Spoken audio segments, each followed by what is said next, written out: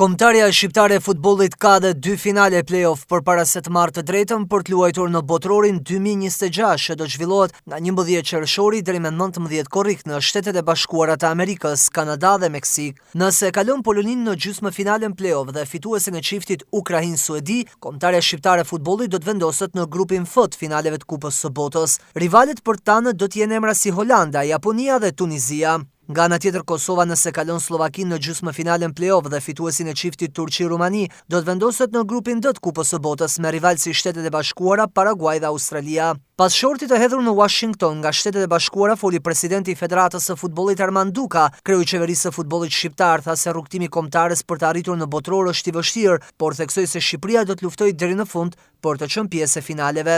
Organizimi i shortit faktikisht është fantastik. Dhe futbolli mundoi që të shkojë kaq shumë njerëz bashkë, njerëz të rëndësishëm politikës, njerëz shumë të rëndësishëm të botës së futbollit komplet, por edhe të sporteve të tjera.